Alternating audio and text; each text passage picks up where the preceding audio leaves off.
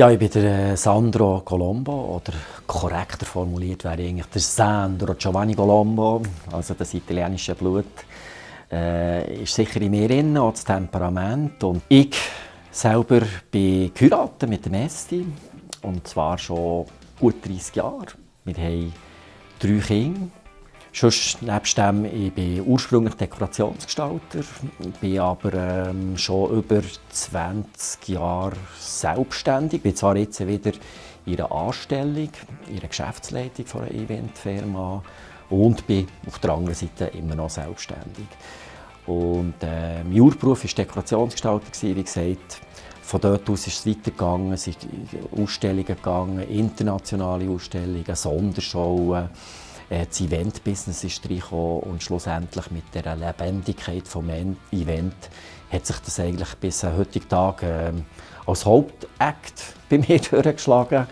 Also das Leben ist nicht nur ein Event, sondern das eigentlich das Arbeiten auch für mich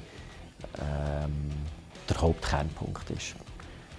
Kunst und, wenn man es jetzt mit 2 Worten sagen, Kunst und Events, ist eigentlich so aus der Fachperspektive heraus von mir, ist das natürlich ein bisschen entfernt voneinander.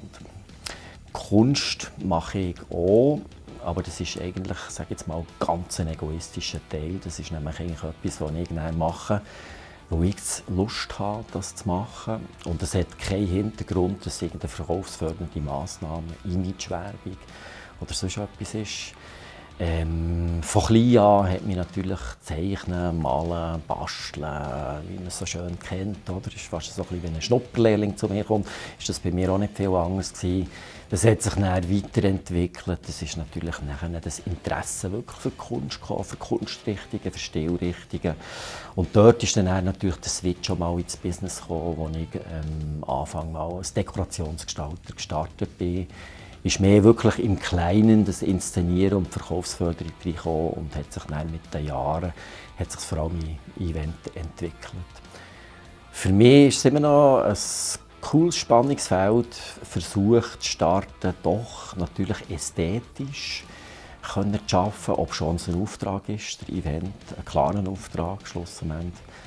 Aber dort drinnen natürlich im Detail eigentlich wirklich gleich ästhetisch, künstlerisch eigentlich einen kleinen Point Final reinzugeben.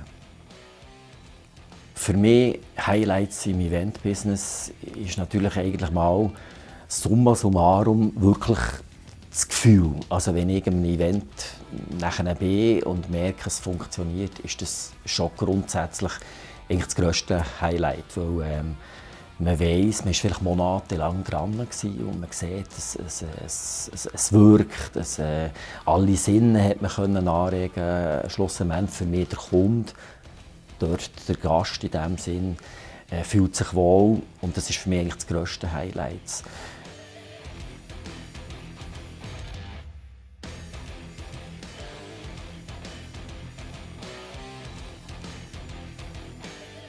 Ja, wir haben noch den Laden Colombo Impressionen, Wohndesign, Accessoires und Floralart.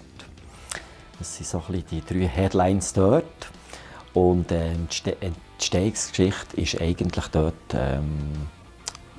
nicht bei mir, sondern die ist bei meiner Frau. Meine Frau hat zwar etwas komplett anderes gelernt ursprünglich, hat aber genauso das Flair für die Ästhetik und noch mehr natürlich für das Romantische.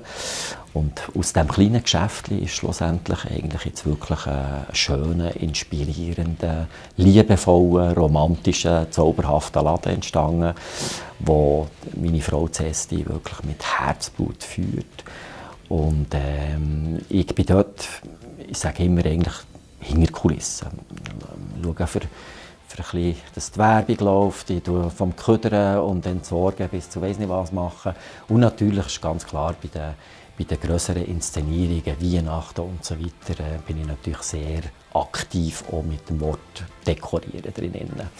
Und dieser Bereich, eben, es ist glaube ich nicht ganz übersehbar, der zieht sich natürlich bei uns auch ins Privatleben hinein. Und hat für mich auch einen gewissen Vorteil gehabt, weil vorher war es eigentlich ein Einkaufen von gewissen Artikeln von meiner Frau. Und heutzutage kommt dort auch noch Komponenten, dass etwas verkauft wird. Also es war von dem her auch noch ein positiver Effekt für das Portemonnaie gewesen. Aber nichtsdestotrotz möchte ich sagen, es ist schon ein bisschen Ausdruck von dem, wie wir auch mit den Leuten umgehen wollen. Also der Laden, den wir in Jägisdorf haben, ist nicht einfach ein Verkaufsladen. Es ist ein Wohlfühlladen. Die Leute kommen dorthin, weil sie das Erste erleben wollen. Die Leute kommen dorthin, weil sie die Inszenierungen wollen, spüren, erleben. In der Weihnachtszeit zum Beispiel von mir bewertet werden, noch mit einem Glühwein dazu. Es soll wirklich etwas Persönliches sein, genauso persönlich, wie es eigentlich in unseren Herzen ist.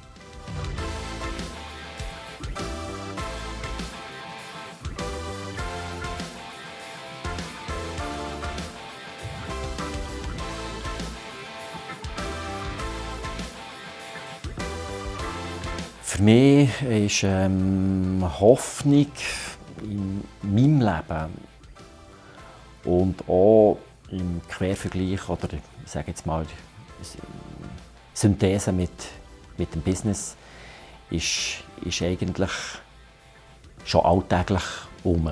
Einerseits ist die Hoffnung und auch das Wort Liebe sind wirklich die tragenden Elemente, die ich glaube, so versuche durch den Tag zu tragen. Und die Hoffnung ist etwas, trotz Widerwärtigkeiten, trotz niederschmetternden Situationen. Man liegt mal am Boden, man ist im Pool mal runtergesunken, muss warten, aber irgendwann kann ich abstoßen. Und die Hoffnung dazu ist eigentlich wirklich für mich elementar, für ja, eigentlich einen Sinn im Leben zu sehen. Ja, mit dem Song «I Need Forgiveness» in meinem Leben, das ist eine Hoffnung und schlussendlich eine Vergebung, ist eigentlich etwas, das ich auch fast so ein bisschen alltäglich versuche, in meinem Arbeiten einzubeziehen. Einerseits kann ich erfahren, dass mir immer wieder vergeben ist worden. Schlussendlich mich auch stark gemacht in jeder Situation. Und verbunden mit dem Wort Liebe ist eigentlich das eine Komponente, die auch sehr tragend eben im Business machen kannst, ohne zu missionieren, aber du kannst es eigentlich täglich einsetzen. Und vielleicht durch das als Zeugnis sein, also dass eigentlich deine Art, ohne dass du jetzt eigentlich vielleicht auf der Kanzel stehst, eine Predigt hast, dass du eigentlich wirklich trotzdem kannst, ja, die Liebe vergeben, genau durch das, dass du eben auch Vergebung aussprichst. Wenn ich jetzt junge Künstler ermutigen ist mir sicher wichtig, dass trotzdem das alles im Wandel ist. Das ist einerseits ein Antrieb von diesem Beruf. Oder? Wenn man statisch ist, dann musst du den Beruf verlassen. Weil du musst dich mit Neuem abfinden. Und genau das ist manchmal natürlich eine gewisse Schwierigkeit. Man hat Vorlieben, man will lieber in diese Richtung gehen. Man sieht, dass sich Sachen auf der Weltwirtschaft nicht unbedingt sogenannte das Positive entwickeln. Und dennoch ist es eben nicht so. Schlussendlich ist es zwar total anders, es ist immer wieder anders, aber ich habe mal gehört sagen, anders heisst ja auch ein bisschen göttlich. Und dem halte ich eigentlich fast ein bisschen fest, dass ich sage, gang nicht zu fest nach irgendeiner Richtlinie, tu dich nicht versteifen, sondern sehe wirklich das Schöne und sehe die Entwicklung. Es ist nicht statisch, es ist wirklich immer wieder kommt etwas Neues dazu. Also es ist fast ein bisschen so wie, man hat einen Köcher an, man hat 2, 3 Pfeile drin und genau durch die Situationen fühlt sich eigentlich der Köcher und dementsprechend in die richtige Situation kann man eigentlich auch richtig viel vornehmen. Und schlussendlich ist das Bouquet eigentlich auch das Wahnsinnige, wenn man eigentlich aus dem schöpfen kann. Also, und für mich gehören natürlich auch andere Akzente drin, also wie schon nur genießen, zusammen sein. Das ist für mich eigentlich auch eine Art von Kunst, weil es hängt dann auch mit dem Vorbereiten zusammen, Mise en place in der Küche, zum Beispiel zusammen mit der Frau Köcherle oder mal für die Familie kochen. Und das Ganze nicht nur als Nahrungsaufnahme anzuschauen, sondern wirklich als eigentlich einen schönen Teil, der einerseits die Familie zusammenbringt oder Freunde auch wieder Freude schenkt. Und andererseits natürlich auch auf eine Art des kreatives Schaffen ist. Ein weiteres kreatives Schaffen bei mir ist sicher das Signieren. Das Signieren ist auch der Teil, den ich am meisten auslebe, weil ganz einfach, ich brauche weder einen Pinsel noch irgendetwas, das ich bei mir habe. Ich kann noch immer herhocken, mir ist es nie langweilig. Also, ich kann das Meer höckeln, ich kann das Festung raus schauen. Scheinbar, vielleicht für einen, der mehr beobachtet, langweilig. Mir ist es nicht langweilig, weil ich habe tausende von Gedanken. Dann habe ich mal richtig Zeit, denen nachzugehen.